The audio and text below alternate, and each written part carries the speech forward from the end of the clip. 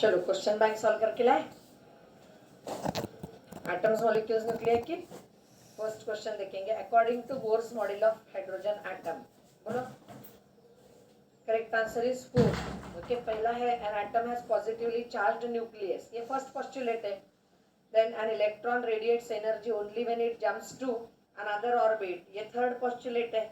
और an electron can move only in particular orbit, ये second postulate है। Okay, which of the following is not correct in Bohr model of hydrogen atom? बोलो हाँ, energy of electron in nth orbit is proportional to n, ये correct नहीं है। Energy proportional to होती है 1/n²। Okay, energy लिखते हैं -13.6 upon n², means energy is inversely proportional to n², ये जाती है, करेक्ट है। Okay, according to Rutherford, positively charged nucleus of an atom has a radius of about, बोलो nucleus की नहीं, न्यूक्लियस की रेडियस कितनी होती है? 10 टू द पावर हाँ -40 इंटू -15 कहते हैं, तो -14 मीटर कह सकती हूँ मैं। हाँ, अब -14 मीटर को सेंटीमीटर में कन्वर्ट करो तो 10 टू द पावर -12 सेंटीमीटर। अब ऑप्शन में ये दोनों ही है। ओके, ऑप्शन ए और ऑप्शन डी दोनों ही करेक्ट है, तो करेक्ट आंसर दोनों के ही टिक करेंगे हम। Okay, radius of first orbit of hydrogen atom is 0.53 angstrom unit, radius of its fourth orbit will be 8.48 angstrom unit. चलिए, रेडियस कैसे वैरी होती है? Radius is directly proportional to n²। Fourth orbit की रेडियस पूछी है, तो r4 upon r1 is equal to n, यानी 4² upon 1² हो गई। इज ओके, तो radius of fourth orbit is how many times that of first orbit? 16 times that of first orbit, so that is 16 into 0.53 हो गया। This comes out to be 8.48 angstrom unit. Okay, with increasing quantum number, energy difference between the adjacent energy levels in hydrogen atom decreases. Okay, principal quantum number increase होता है तो energy difference decrease होता है। In hydrogen atom, ratio of kinetic energy of electron to its total energy is -1:1। Do you remember, total और kinetic magnitude में equal होते हैं, but sign opposite रहता है। total रहती है पॉजिटिव की नेगेटिव, टोटल नेगेटिव, और काइनेटिक होती है पॉजिटिव। ओके, तो total energy is minus of kinetic energy. Okay, so ratio हुआ दोनों का -1:1। In hydrogen atom, total energy of electron in given orbit is -1.5 electron volt. तो टोटल एनर्जी -1.51 इलेक्ट्रॉन वोल्ट है। How do you write total energy in nth orbit? -13.6 upon n², तो यहाँ से n² निकाल सकते हैं, -13.6 अपॉन En, और En है -1.51, तो ये आ जाता है 9, तो n² 9 हो गया, यानी n इज इक्वल टू 3 हो गया। तो principal quantum number of this orbit is 3। Okay, electron in hydrogen atom makes a transition from n equal to n1 to n equal to n2 state. Time period of electron in initial state is 8 times that in final state. So how time period varies with principal quantum number? n cube. T is directly proportional to n cube. So T1 upon T2 I will write as n1 cube upon n2 cube. So time in first orbit is given to be 8 times that in second orbit. तो यानी T1 is equal to 8 times T2 दिया है। T1 is 8 times T2, यानी T1 by T2 हो गया 8, तो T1 by T2 8 है, यानी n1 cube by n2 cube 8 हो गया। मीन्स n1 और n2 का रेशो 2 आ जाएगा। Means n1 by n2 should come out to be 2। समझ में? ओके, तो अब ये कहाँ है? अब n1 अपॉन n2 का रेशो 2 कहाँ है? वो करेक्ट आंसर हुआ।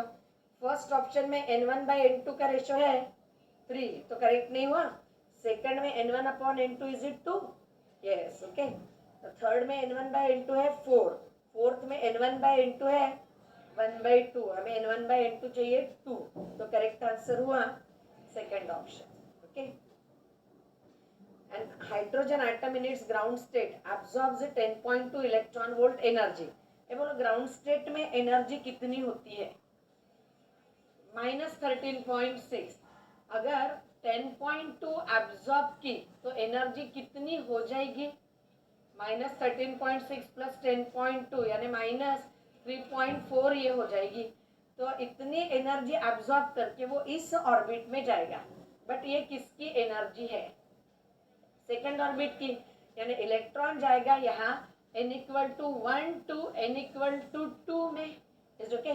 चलो सेकेंड ऑर्बिट में उसका एंगुलर मोमेंटम कितना?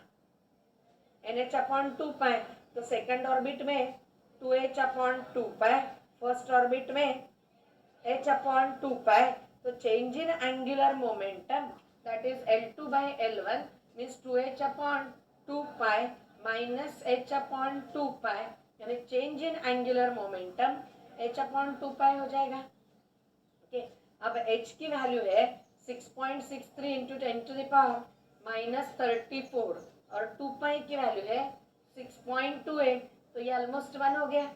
तो change in angular momentum is 1 into 10⁻−34 हो गया। Is it okay. तो यहाँ वही पूछा है एंगुलर मोमेंटम। अच्छा इंक्रीज होगा कि डिक्रीज होगा? फर्स्ट ऑर्बिट से सेकेंड ऑर्बिट गया, इंक्रीज होगा। सेकेंड ऑर्बिट में 2h/2, फर्स्ट ऑर्बिट में h/2, तो angular momentum will increase by, बोलो correct answer third 1.05 into 10⁻−34 joule second okay. In hydrogen atom, if difference in energy of electron in n=2 and n=3 orbits is E electron volt. Okay. तो n=2 और n=3 में energy difference निकालेंगे। कितना? कैसे लिखोगे? Energy in n=2 -13.6 upon 4 और n=3 में -13.6 upon 9। तो बोलो E3 माइनस E2 ना, that is equal to -13.6 upon 9। E3 9 हो गया ना, माइनस सेकेंड ऑर्बिट में -13.6 अपॉन 4। अब ये टर्म पॉजिटिव आ जाएगी, 13.6 को कॉमन ले लेती हूँ तो ये आ जाएगा 1/4। पॉजिटिव टर्म पहले लेती हूँ, -1/9। तो ये डिफरेंस आ जाएगा E3 माइनस E2 में। ये डिफरेंस है 13.6 इंटू कितना आ जाएगा? ये 5/36, इतना डिफरेंस है। Is okay. अच्छा ये डिफरेंस दिया ही है हमें, ये कहाँ है कितना की? हाँ इसको कहा है उन्होंने E, दिस इज E बराबर है। ये एनर्जी डिफरेंस हुआ E। नाउ चलो आयोनाइजेशन पोटेंशियल कितना होता है? आयोनाइजेशन पोटेंशियल बोलो, मैंने बताया हम लोगों को पढ़ाते समय। आयोनाइजेशन पोटेंशियल फॉर हाइड्रोजन कितना है? 13.6 वोल्ट है बराबर है। तो ये एनर्जी इलेक्ट्रॉन वोल्ट में है। आयोनाइजेशन पोटेंशियल यानी energy required to remove the electron from outermost orbit. Hydrogen के लिए आउटर मोस्ट ऑर्बिट यानी फर्स्ट ऑर्बिट। फर्स्ट ऑर्बिट में इलेक्ट्रॉन की एनर्जी -13.6 इलेक्ट्रॉन वोल्ट। तो उसे रिमूव करने के लिए एनर्जी लगेगी 13.6 इलेक्ट्रॉन वोल्ट। ये आयोनाइजेशन एनर्जी हो गई। और इतनी एनर्जी देने के लिए पोटेंशियल लगेगा 13.6 वोल्ट। Is okay. तो आयोनाइजेशन पोटेंशियल 13.6 वोल्ट है। अब उसे E के टर्म में लिखना है तो ये 13.6 from here I can write that is equal to E into 36/5 बराबर है। तो 13.6 is equal to E into 36/5 निकालो तो 7.2 आता है। Means 13.6 can be written as 7.2 into E बराबर है। अच्छा इसका यूनिट इलेक्ट्रॉन वोल्ट रहेगा, बट हमें आयोनाइजेशन पोटेंशियल वोल्ट में चाहिए। तो ionisation potential is equal to E into 7.2 volt लिखेंगे। ये समझे क्या? जितने इलेक्ट्रॉन वोल्ट उतने ही वोल्ट होते हैं।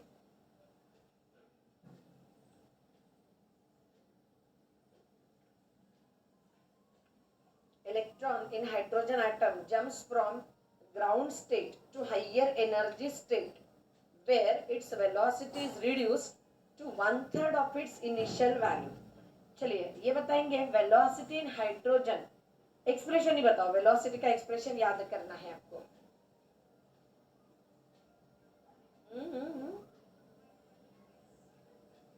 हाँ, that is inversely proportional to n है.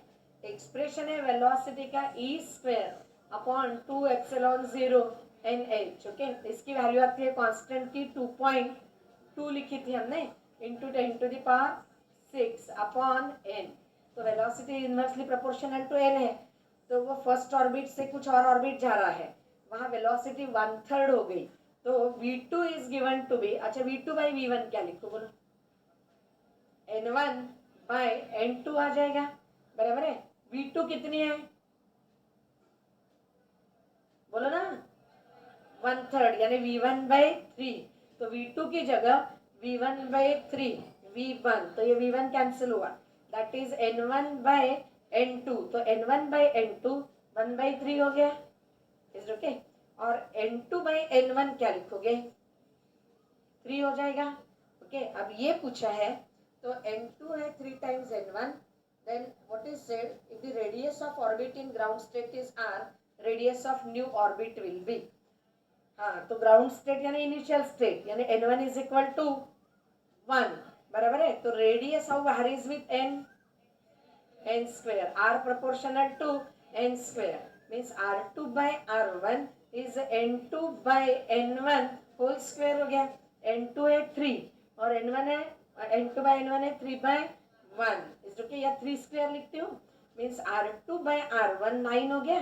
मीन्स r2 है 9 times r1. Okay,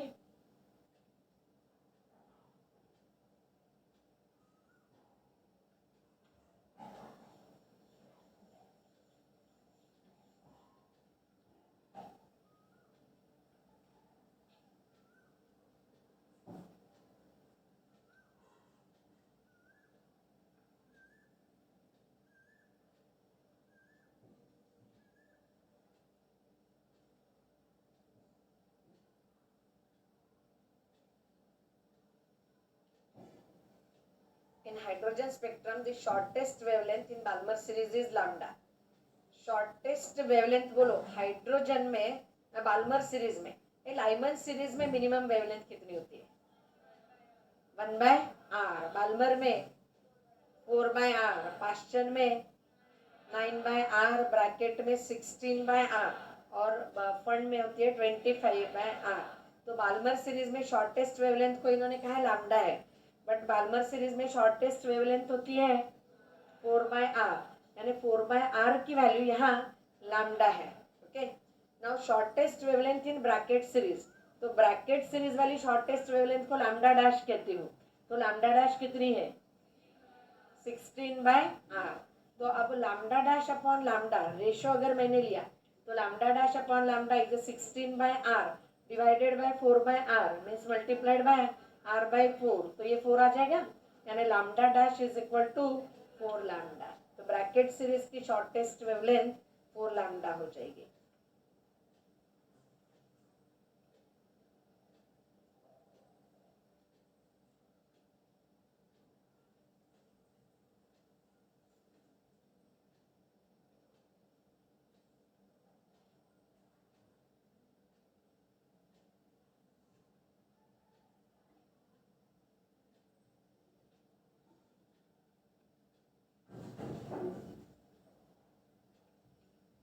In which of the following transition will wavelength be minimum?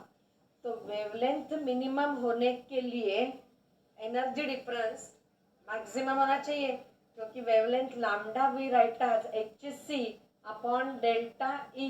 तो डेल्टा ई जहाँ मिनिमम होगा वहाँ वेवलेंथ मैक्सिमम होगी. नहीं, वेवलेंथ मिनिमम पूछिए, तो एनर्जी डिफरेंस जहाँ मैक्सिमम होगा वहाँ वेवलेंथ मिनिमम होगी. अब बोलो एनर्जी डिफरेंस 5 और 4 दिए हैं, 4 3 3 2 और 2 1 सब सक्सेसिव ऑर्बिट्स है. तो सक्सेसिव ऑर्बिट्स में जैसे प्रिंसिपल क्वांटम नंबर बढ़ता है एनर्जी डिफरेंस कम होता है. है ना। तो एनर्जी डिफरेंस मैक्सिमम तब रहेगा जब ये प्रिंसिपल क्वांटम नंबर मिनिमम रहेगा। तो यानी एनर्जी डिफरेंस मैक्सिमम किसके लिए है? 2 और 1 के लिए एनर्जी डिफरेंस मैक्सिमम है, यानी E2 माइनस E1 इसकी वैल्यू सब में मैक्सिमम है, तो लैम्डा वेवलेंथ लैम्डा मिनिमम है। Okay,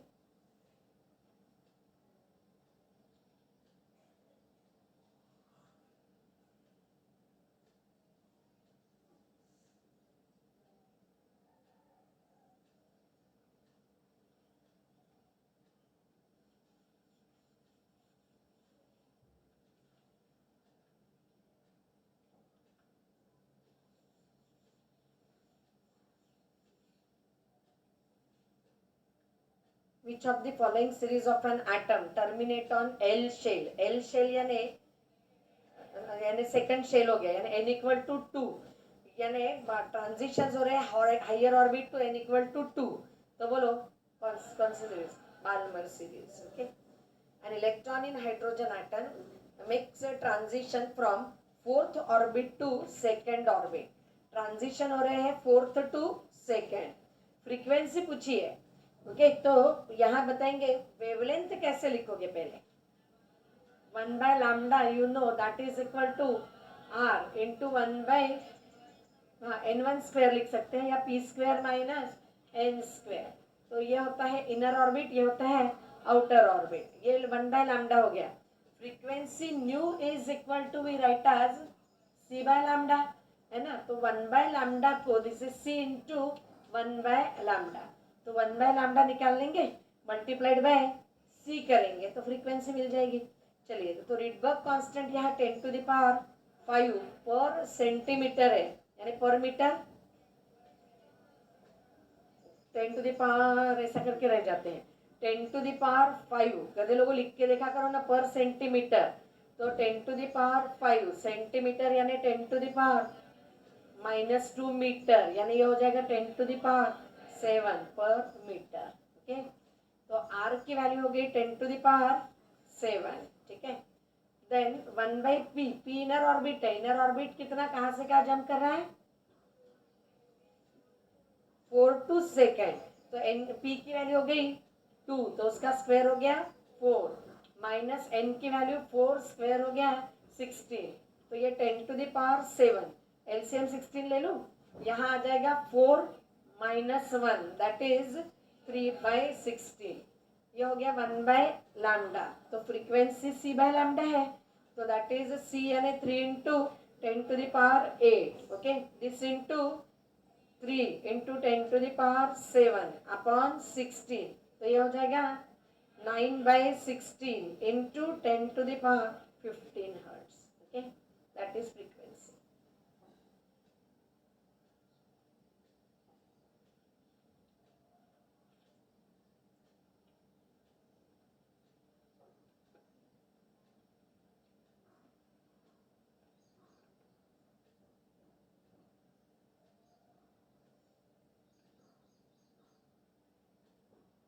The ratio of electron the total energy of electron in KLMN shells of hydrogen atom is given. Photon emitted by hydrogen will have a maximum frequency equal to, ये 4 orbits की energy दी है आपको, और maximum frequency तब होगी जब energy difference maximum रहेगा। अच्छा, इन चारों ऑर्बिट में ट्रांजिशन पूछे कि इन जनरल हाइड्रोजन के लिए मैक्सिमम फ्रीक्वेंसी, हाइड्रोजन के लिए मैक्सिमम फ्रीक्वेंसी। तो मैक्सिमम फ्रीक्वेंसी तब होगी जब एनर्जी डिफरेंस मैक्सिमम होगा। अब एनर्जी डिफरेंस मैक्सिमम कौन से ट्रांजिशन के लिए है? n equal to infinity to innermost orbit, यानी n equal to infinity to 1 के लिए फ्रीक्वेंसी मैक्सिमम रहेगी, है ना। तो फ्रीक्वेंसी एच न्यू कैसे लिखेंगे हम? Frequency h nu is equal to E n minus E P लिखते हैं हम। तो E n minus E P, तो फ्रीक्वेंसी न्यू हो गई E n minus E P upon h. अब वो कहाँ से कहाँ जंप करेगा? Infinity to first. Okay, infinity में एनर्जी कितनी? हाँ, ये आउटर ऑर्बिट होता है, यानी ये इंफिनिटी वाला orbit means E infinity minus E one upon H will be the frequency. तो ई इंफिनिटी है 0, E1 की एनर्जी दी है उन्होंने -13.6, ये इलेक्ट्रॉन वोल्ट में है, इसे कन्वर्ट करेंगे हम जूल में, तो ये 1.6 इंटू 10⁻⁻19 और H की वैल्यू है 6.63 इंटू 10⁻⁻34। ओके, चलिए ये अप्रोक्सीमेटली हम कैलकुलेट कर सकते हैं 13.6 और यह पॉजिटिव हो जाएगा, ठीक है। 13.6 और 6.6, 6.6 इंटू 2 करो तो वो आता है 13.2, तो ये 2 से थोड़ा ही ज़्यादा रहेगा, अप्रोक्सीमेटली 2 हो गया। और ये 1.6 इंटू 2 ये आ जाएगा 3.2 इंटू बोलो 10 टू द पावर, 10 का कितना पावर -19 प्लस 34, बोलो ना, दैट इज -19 प्लस 34 यानी हो गया 10 टू द पावर 15।